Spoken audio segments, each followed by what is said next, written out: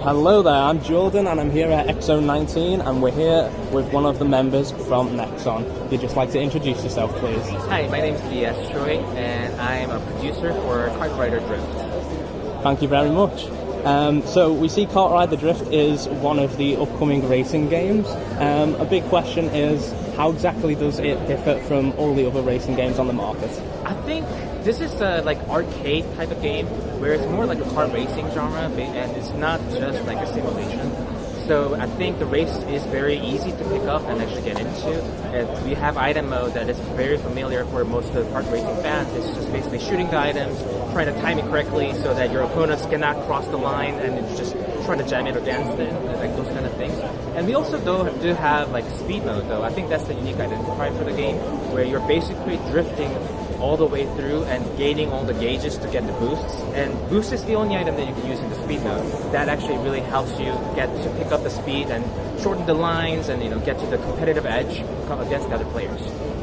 Brilliant, thank you.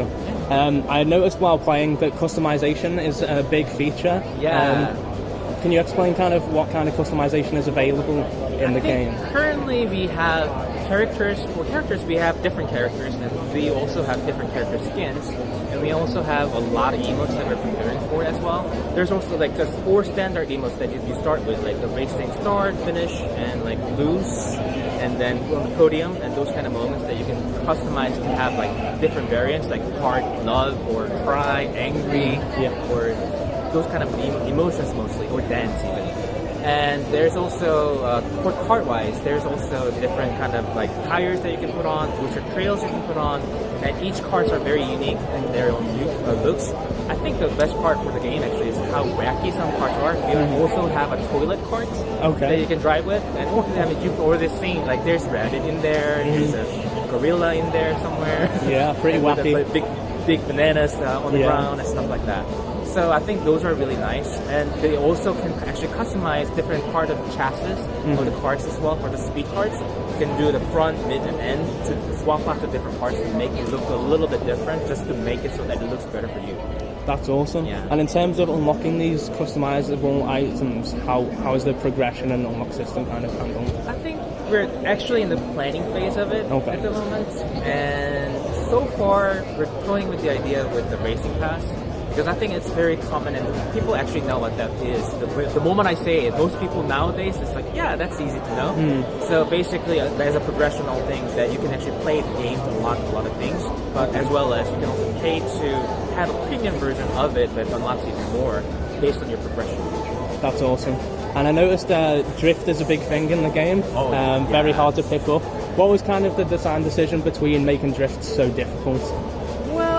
I wouldn't say difficult myself. I mean, you were actually able to control it pretty well. I mean, you were actually second place in the speed race against other pretty good people in there too. Thank you. I think the drift part actually might feel a little bit sensitive to some people, especially when they start out, because they are expecting that while you're drifting, you're supposed to be holding on the button, which is how most of the other games would have taught you. For KartRider drifts, the difference is actually by the length of your drift, pushing the button, the angle you're going to go. So if it's going to be like, let's say 90 degrees, it might be a split second of a drift that you need to do.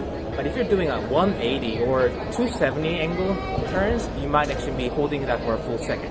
And that should be enough to get you that angle. And the best benefit of doing that is basically all these crazy tracks that you can actually go and be like thrilling, actually getting through those kind of S or Z turns and other things that you can do, or even slalom if you're doing really well, by actually utilizing the drift button really well. That's awesome. That's awesome. Yeah, no, it's a very, very fun game. I played on one of the biggest levels in the game. Yeah, it was a giant level. It was very fun. Yeah. And like it. In terms of how the game looks, it looks very polished already. Seeing it here on the show floor. Is there any estimated time on when it's going to be releasing, or can you not say yet? We actually have a closed beta coming up in December 5th in PST and December 6th in GMT. And we are actually trying to release, we are going to be releasing in 2020. Okay, brilliant. That sounds awesome. Well, I can't wait to play it again later on, and best of luck releasing it in 2020. Thank you very much. No problem. Thank you.